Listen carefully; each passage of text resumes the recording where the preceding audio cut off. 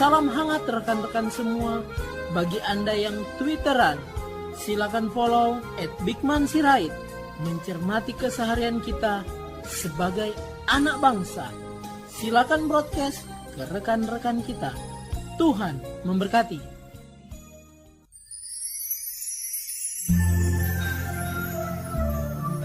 Salam sejahtera para pendengar yang terkasih. Selamat bertemu kembali dengan Yayasan Pelayanan Media Antioquia yang didirikan oleh Pendeta Bigman Sirait untuk melayani Tuhan Kepala Gereja melalui media.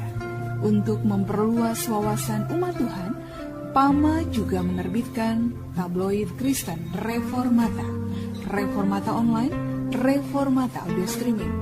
Juga tersedia buku-buku karya Pendeta Bigman Sirait dan ratusan CD khotbah. Doakan dan ikutilah pelayanan PAMA di radio, di berbagai kota, dan pelayanan televisi di Indovision, Live Channel, Cablevision, Family Channel. Untuk informasi lebih lengkap, klik www.reformata.com, www.reformata.com, www.reformata.com. Kini tibalah saatnya kita akan menikmati kebenaran firman Tuhan bersama Pendeta Bigman Sirait. Selamat mendengarkan, Tuhan memberkati. Salam sejahtera saudara yang kekasih di dalam nama Tuhan Yesus Kristus. Kembali kita bertemu dan merenungkan kebenaran firman Tuhan, bagaimana seharusnya kita berjalan di dalam kehidupan, menggumuli hari-hari kita dan menjalankan tugas kita untuk kemuliaan nama Tuhan. Saudara-saudara, Roma pasal 12 ayat yang kedua, Roma pasal 12 ayat yang kedua.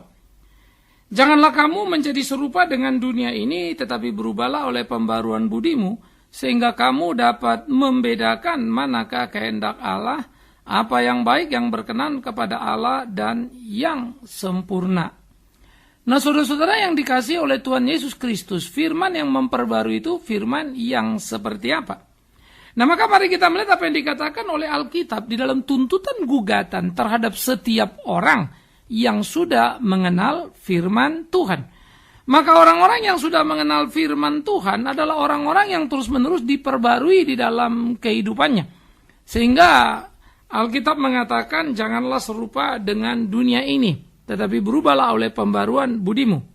Pertama, saudara, kita perlu menyadari bagaimana sebetulnya pembaruan budi menjadi sebuah proses dalam kehidupan di dalam rangka jangan seperti dunia. Maka yang pertama, janganlah seperti dunia artinya apa? Janganlah seperti dunia bukan pasif supaya kamu tidak berlaku seperti dunia berlaku. Tapi itulah bentuk pasif, bukan saja tidak berlaku seperti dunia berlaku, tapi berlaku berbeda dengan dunia. Artinya begini, saudara, kalau ada orang mencuri, saudara tidak boleh hanya tidak mencuri. Apakah kalau saya tidak mencuri, saya sudah Kristen? Jawabannya belum. Memang engkau tidak mencuri, tapi engkau tidak memberitahu si pencuri bahwa mencuri itu dosa dan menolong dia untuk meninggalkan kebiasaan buruknya supaya dia tidak mencuri lagi. Nah, kamu abai. Keabaianmu itulah mengakibatkan satu kekacauan. Sehingga ini menjadi penting untuk kita sadari bersama. Seharusnya kamu betul-betul menyadari bagaimana kamu berbeda dengan dunia, tidak sama dengan dunia, maka sudah seharusnya lah kamu melakukan apa yang menjadi kehendak Allah dalam hidupmu. Melakukan apa yang menjadi ketetapan-ketetapannya. Ini menjadi sangat perlu untuk kita pikirkan bersama.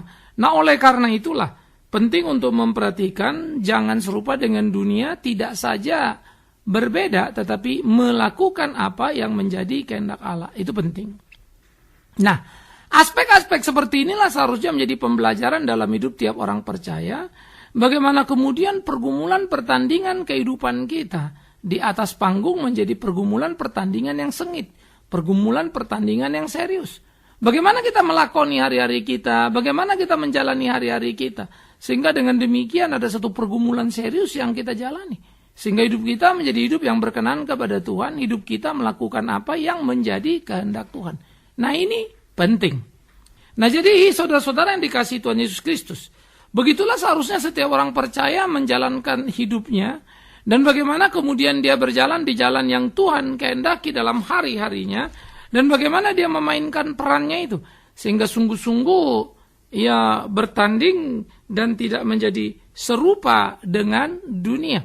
Sehingga pergumulannya, bagaimana perubahan itu terus menjadi nyata, adalah lewat apa yang disebut sebagai pembaharuan budi. Jadi tidak sama dengan dunia itu langkah pertama. Bukan saja sekedar tidak melakukan yang dunia lakukan, tapi melakukan ya apa yang dunia tidak lakukan. Artinya, kalau dia mencuri, kita bukan saja tidak mencuri, tapi berbagi, menolong orang-orang lain dalam hidup kita. Sehingga tindakan-tindakan aktual dalam kekristenan kita, tindakan-tindakan aktual yang terukur itu tampak nyata. Dan tindakan-tindakan yang harus kita lakukan tentu ukurannya adalah firman Tuhan. Mana bisa kita mencari ukuran benar atau tidak, tepat atau tidak dengan pertimbangan kita sendiri. Tapi ukuran-ukuran itu adalah dari apa yang firman Tuhan katakan. Sehingga di dalam etika misalnya Alkitab berkata dengan sangat jeli dan jenius bagi saya. Apa dikatakan? Ya, dikatakan seperti ini bahwa tidak semua yang boleh itu berguna. Boleh nggak ini? Boleh. Boleh nggak itu? Boleh. Tapi berguna apa enggak? Enggak. Kalau nggak berguna jangan lakukan. Waduh, hebat kan? Tidak semua yang boleh itu berguna. Boleh, tapi tidak berguna. Jangan. Nah, oleh karena itulah hal-hal seperti ini menjadi kualifikasi yang ada pada orang percaya dan membuat orang percaya berbeda dengan orang dunia. Inilah membuat orang-orang percaya punya kelas di dalam hidupnya. Inilah membuat orang-orang percaya menjadi orang-orang bernilai dalam kesehariannya. Bagaimana hidupnya menjadi hidup yang berkenan kepada Tuhan itu. Nah, aspek seperti ini harus menjadi aspek yang tampak nyata, menjadi fakta yang tidak terbantah dalam hidup tiap orang percaya. Terukur, teruji. Sehingga hidup kita betul-betul menjadi hidup yang berkenan kepada Tuhan. Hidup kita betul-betul hidup yang melakukan apa yang Tuhan kehendaki. Supaya sungguh di dalamnya nama Tuhan dipermuliakan. Nah, inilah pentingnya. Inilah perlunya. Jadi saudara-saudara yang dikasihi oleh Tuhan Yesus Kristus. Hidup kita harus sungguh-sungguh menjadi hidup yang berkenan kepada Tuhan. Harus. Hidup kita harus menjadi hidup yang memuliakan nama Tuhan. Harus. Dan kita tidak boleh lari dari sana. Kita harus ada di sana dan melakukan apa yang menjadi kehendaknya. Itulah kehidupan kita. Nah, hidup inilah yang harus kita jalani sehingga sungguh-sungguh kita melakukan apa yang menjadi kehendak Tuhan itu, dan itu sungguh-sungguh membawa kita makin dekat kepada Dia. Nah, oleh karena itu bagaimana yang kita lakukan tadi adalah tidak serupa dengan dunia. Karena itulah mau tidak mau harus ada pembaruan pada budi supaya ada perubahan dalam hidup ini. Nah, apa itu pembaruan oleh budi? Pembaruan oleh budi adalah pembaruan yang dikerjakan oleh Roh Kudus. Bagaimana pembaruan itu ada? Karena firman Tuhan. Firman itulah akan memperbarui kita terus-menerus, memperbarui budi kita, memperbarui nilai-nilai kita. Sehingga seperti apa yang dikatakan Paulus kepada jemaat di Efesus, bukan? Yang mencuri tidak lagi mencuri, kan begitu. Ya. Yang berbohong tidak lagi berbohong. Wah, itu luar biasa sekali. Tetapi tidak akan ada sebuah perubahan tanpa pembaruan budi dalam diri itu. Nah, karena itu Roh Kudus akan mempekerjakan pembaruan itu. Sehingga makin hari kita diperbarui terus-menerus menjadi seperti yang dikehendaki Alkitab. Itu perlu, itu penting. Nah, jadi inilah yang harusnya kita cari, saudara. Sehingga diperbarui terus-menerus menjadi seperti yang dikehendaki oleh Alkitab. Diperbarui terus-menerus seperti apa yang dikehendaki oleh Yesus Kristus. Itu menjadi ukuran yang harus dalam hidup orang percaya. Nah, itu harus kita jalani, nah itu harus kita lakoni, nah itu harus kita bentuk, kita wujud nyatakan dalam hidup keseharian kita. Sehingga hidup kita sungguh-sungguh menjadi hidup yang bersaksi tentang Tuhan yang hidup itu. Hidup yang bersaksi, yang memuliakan nama Tuhan itu. Nah, jadi di dalam bagian seperti ini, kehidupan orang percaya menjadi kehidupan yang memperkenankan hati Tuhan. Kehidupan orang percaya sungguh-sungguh menjadi kehidupan yang meninggikan namanya. Nah, jadi pembaruan budi tadi, bagaimana hubungan akrab dengan Tuhan. Hubungan akrab dengan Tuhan itu bukan dengar-dengar suara Tuhan, merasakan Tuhan hadir. No. Anda tidak mistis begitu. Hubungan akrab dengan Tuhan, mendengar suara Tuhan adalah dengan membaca firman-Nya, merenungkan. Maka Roh Kudus akan memberi pencerahan terhadap apa yang kita baca. Roh Kudus akan memberi pencerahan terhadap apa yang kita renungkan. Sehingga kita mempunyai pengertian, pemahaman ya, yang utuh dalam memahami kebenaran firman itu. Nah, jadi saudara-saudara yang dikasihi oleh Tuhan Yesus Kristus, marilah kita jalani hari-hari kita, hidup kita, dan bagaimana seharusnya kita melakoninya. Sehingga hidup itu sungguh-sungguh menjadi hidup yang berkenan kepada Tuhan. Hidup yang memuliakan nama Tuhan. Ya. Nah, ini yang harus dilakukan. Oleh karena itu kesadaran akan pembaruan budi harus menjadi kesadaran yang terus-menerus ada dalam hidup orang percaya dan bertumbuh. Dan itu tidak bisa kita kemudian bermain-main dengan hal itu. Pembaruan budi itu harus tampak nyata. Pembaruan budi itu harus terukur, aktual. Nah, ini yang mesti kita pikirkan. Ini yang mesti kita jalani. Sehingga hidup kita sungguh-sungguh menjadi hidup yang memuliakan nama Tuhan itu. Jadi saudara-saudara yang dikasihi oleh Tuhan Yesus Kristus, bagaimana kita berjalan di dalam kehidupan kita dan bertanding dalam panggung kehidupan, bukan apa yang menjadi kehendak Tuhan itu. Sehingga bagaimana kemudian pembaruan budi tadi menjadi sebuah proses yang terus-menerus. Pembaruan budi yang dikerjakan oleh Roh Kudus itu membuat kita teguh, kuat berdiri dalam melewati hari-hari kita, dalam menjalani hari-hari kita. Sehingga sungguh di dalamnya nama Tuhan dipermuliakan. Nah, ini menjadi kerinduan kita, ini menjadi gairah kita.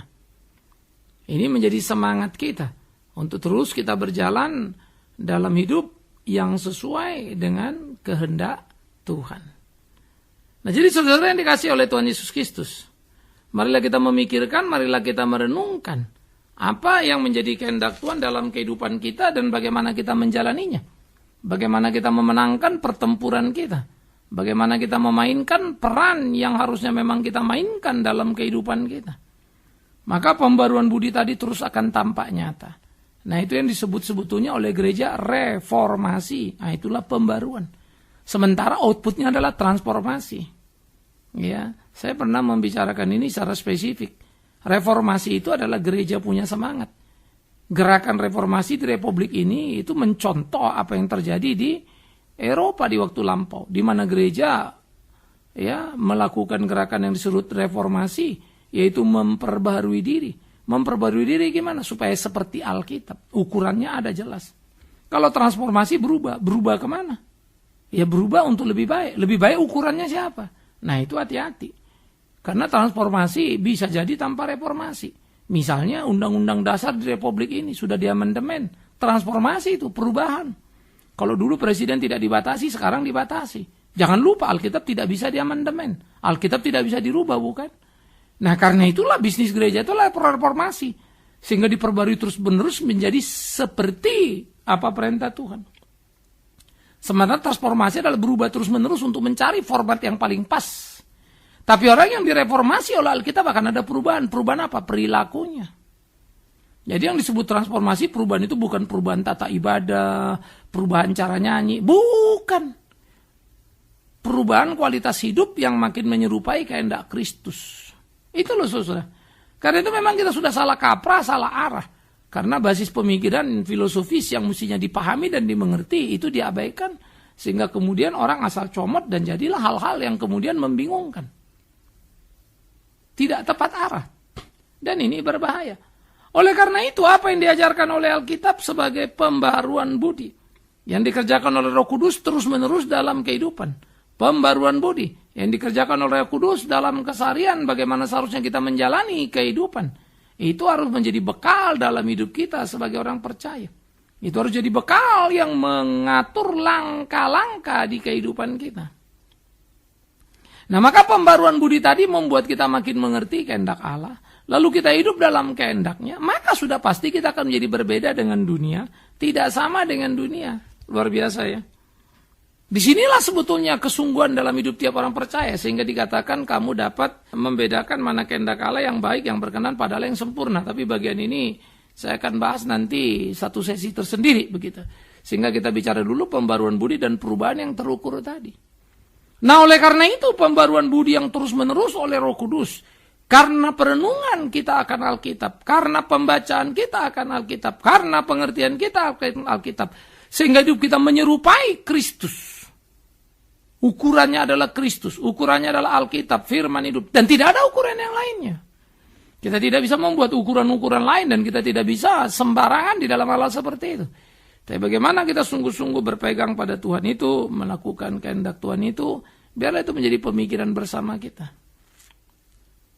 Nah, inilah yang harusnya dipikirkan oleh tiap orang percaya di dalam menjalani hari-harinya, melewati kehidupannya, kan begitu. Sehingga dengan demikian hidupnya itu menjadi hidup yang berkenan kepada Tuhannya. Ini saya pikir pikiran yang harus kita tumbuh kembangkan. Pikiran yang harus kita pahami secara utuh dalam hidup kita. Bagaimana kita menjalani semuanya. Dan bagaimana kita melakukan apa yang menjadi kehendak Tuhan dalam hidup kita itu. Nah, inilah yang mesti kita pikirkan. Sehingga dengan demikian kita sungguh-sungguh menjalani kehidupan kita ya secara bertanggung jawab sepenuhnya. Menjalani hidup kita sesuai dengan kehendak Allah itu. Sehingga kita tidak menjadi sembarangan. Tapi bersungguh-sungguh dalam seluruh aspek kehidupan. Untuk mengerjakan apa yang menjadi kehendak Tuhan. Sehingga hidup kita menjadi hidup yang berkenan kepadanya. Yang memuliakan namanya. Nah, ini yang harus kita pikirkan sama-sama. Nah, oleh karena itu saudara-saudaraku yang dikasihi oleh Tuhan Yesus Kristus. Marilah kita merenungkan, marilah kita memikirkan dengan sungguh-sungguh. Bagaimana seharusnya kita hidup di dalam kehidupan kita. Bagaimana seharusnya kita melakukan apa yang menjadi kehendak Tuhan itu. Sehingga ada aspek yang ketiga. Supaya kemudian oleh pembaruan budi tadi, perubahan yang membuat kita tidak menjadi sama dengan dunia, ada aspek ketiga. Perbedaan itu harus menjadi perbedaan yang dikenali. Nah, ini penting. Artinya perbedaan yang dikenali adalah dengan segera orang bisa membedakan mana orang dunia dan bukan orang dunia. Hidup orang Kristen seringkali menjadi hidup yang rancu dan membingungkan. Tidak ada bedanya dengan orang dunia. Di dalam berorganisasi, dalam sikap kita. Pada akhirnya pelayanan pun sama. Toh pada akhirnya kita pelayanan tidak penting apa yang dikerjakan atau apa yang dilayani. Tapi penting saya diterima atau dihormati atau tidak. Sehingga kalau orang tersinggung dengan gampangnya meninggalkan pelayanan. Tidak peduli dia. Apakah kepergiannya itu akan kemudian mengganggu perjalanan roda pelayanan itu. Saya selalu percaya Tuhan mampu untuk memperbaiki semuanya. Pasti itu. Tetapi tanggung jawab etis seorang Kristen itu menjadi memalukan karena akan menjadi batu sandungan. Nah, ini memang menjadi satu kesedihan-kesedihan yang terjadi. Sehingga dalam bagian-bagian yang kita kerjakan, saudara, self-oriented selalu menjadi ukuran. Aku yang terbaik, aku yang paling hebat. Dan aku harus dihargai, dan aku harus dihormati. Nah, ini sulit sekali kita menjadikan misalnya tujuan pelayanan, apa yang menjadi visi yang kita lihat mau diemban itu lebih penting daripada sekedar apa yang kita inginkan. Nah, ini yang tidak gampang. Ya, karena itulah sebetulnya semua orang harus tunduk pada kehendak Allah, pimpinan Allah. Melakukan apa yang kemudian memperkenankan hati Allah dan bukan sekedar menyenangkan dirinya sendiri. Inilah yang harusnya kita pikirkan dalam kehidupan keseharian kita sehingga kita bisa berjalan di jalan yang dikehendakinya. Melakukan apa yang menjadi ketetapan-ketetapan Tuhan. Sehingga dengan demikian hidup kita sungguh-sungguh menjadi hidup yang luar biasa itu. Bukankah itu harusnya menjadi kerinduan tiap orang percaya, saudara-saudara yang kekasih? Menjadi pergumulan yang diwujud nyatakan. Sehingga dengan demikian kita sungguh-sungguh serius dalam menjalani hari-hari kita, dalam hidup menyenangkan hati Tuhan kita. Nah, saya pikir ini harus menjadi semangatnya orang Kristen. Sehingga perubahan yang dikenali tadi menjadi perubahan yang dengan segera orang tahu mana anak Tuhan dan mana bukan. Nah, kalau kita dalam hidup kita, ya kita pernah merenungkan bagian itu ya. Alkitab berkata kalau hidup keagamaanmu tidak lebih baik dari orang Farisi, kamu tidak masuk surga. Kalau orang Kristen merasa dia masuk surga, padahal hidupnya tidak lebih baik dari orang di sekitarnya, itu sebetulnya penghinaan dan pelecehan. Ya, kenapa saya bilang begitu? Karena memang Anda masuk surga dan yakin masuk surga. Pasti hidup orang yang jalan ke surga itu berbeda dengan dunia, bukan? Karena Tuhan bilang jadilah garam dan terang dunia. Nah, kalau kamu terang kan dunia gelap. Kalau dunia gelap kamu terang kan bedanya bumi langit. Bisa nggak dikenali seperti itu? Enggak, Pak, tapi mirip-mirip. Lah kalau mirip-mirip bagaimana kamu yakin kamu masuk surga? Oh, Tuhan akan menebus, Tuhan itu janji Tuhan. Memang ini bukan kebaikan manusia. Betul, bukan kebaikan manusia. Tapi kebaikan Allah yang ditaruhnya pada manusia, anugerah Allah yang diletakkannya pada manusia, dan manusia yang menerima dan merasakannya, pasti hidup sesuai kehendaknya. Tolong jangan salah. Itu dulu yang mesti kita mengerti. Jadi jangan asal saja. Lalu memede-medekan, apa itu memede-medekan lagi ya? Meyakin-yakinkan diri, sehingga pede sendirian. Nah, inilah kebahayaan dari gereja Tuhan yang sesungguhnya. Nah, karena itu, pembaruan budi tadi, ya, yang membuat kita tidak serupa dengan dunia, harus bisa dikenali, dan ini harus jadi bisnis kita. Bisnis yang terus-menerus yang tidak boleh dilupakan, tidak boleh diabaikan. Sehingga dengan demikian sesungguhnya lah kita bisa dikenali ada identitas perilaku dalam hidup kita. Identitas buah kehidupan itu bisa dibaca orang. Sehingga firman itu betul-betul memperbarui kita. Dan saudara-saudara, kita pun akan mampu mengenali diri kita. Kita pun akan mampu melihat dan mengukur diri kita. Sudahkah atau belumkah? Kan begitu. Karena itu bukan barang gaib itu.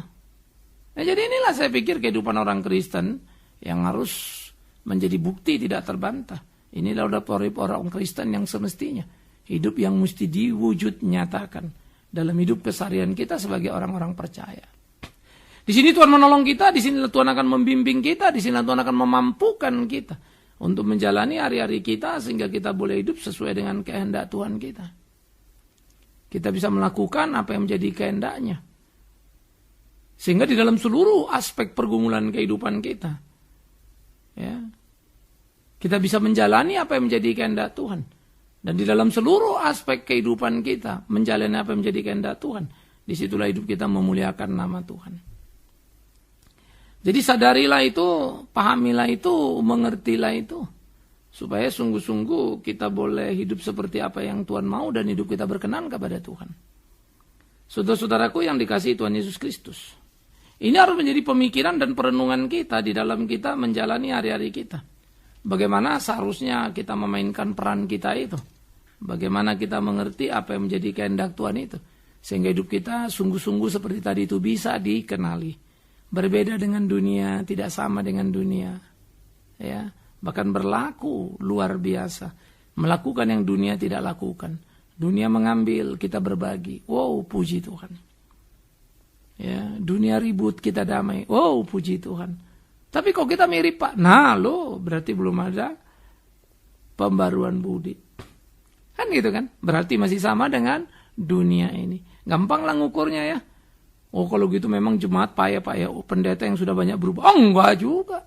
Karena itu enggak peduli pendeta, enggak peduli bukan pendeta. Perilaku menjadi penting dan ukuran dalam kehidupannya. Tapi bukan perilaku yang menyelamatkan, anugerah Tuhan. Hanya saja orang yang diselamatkan pasti perilakunya jadi benar. Itu kan logika sederhana. Jadi kalau ada orang menyebut Tuhan, bagaimana Pak? Dia percaya sungguh-sungguh, ibadahnya sungguh-sungguh. Ada ayatnya, tidak semua orang menyebut namaku Tuhan, Tuhan masuk surga. Mereka yang melakukan kehendak Bapakku, nah itu yang ke surga. Bagaimana bisa dikenali? Perbuatannya. Susah amat. Beda dengan dunia, tidak sama dengan dunia, melakukan yang dunia tidak lakukan. Mari kita ukur diri kita. Di situkah kita? Seperti itukah kita? Karena jikalau tidak, saya harap kita tidak terlalu menjadi orang yang sangat pede, percaya diri gitu ya. Lalu membesarkan perkara-perkara kecil, seakan-akan diri hebat dan sudah. Padahal belum. Ini rawan. Jadi hati-hatilah saudara-saudaraku yang kekasih. Oleh karena itu jangan pernah menjadi sama dengan dunia. Tapi berubahlah oleh pembaruan budi. Sehingga engkau bisa dikenali sebagai milik Allah, anak Tuhan yang hidup itu. Sehingga engkau bisa dikenali sebagai gereja yang sejati. Bukan yang ecek-ecek. Biarlah Tuhan menolong kita, Tuhan memimpin kita. Sehingga hidup kita jadi berkat dan bukan batu sandungan. Puji nama Tuhan. Selamat berbeda dengan dunia oleh pembaruan budi yang dikerjakan Roh Tuhan oleh firman yang hidup. Amin. Mari kita berdoa.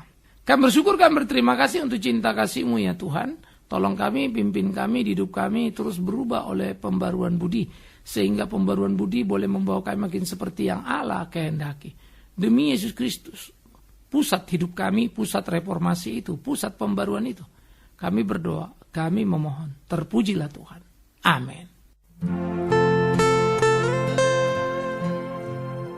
Kita telah mendengarkan firman Tuhan yang disampaikan oleh Pendeta Bigman Sirait. Bagi Anda yang merasa diberkati dan ingin menjadi mitra Pama dalam melayani melalui doa, daya dan dana, silakan menghubungi kami melalui telepon 021 392 4229, 021 392 4229, email di pama_yayasan@yahoo.com, pama_yayasan@yahoo.com.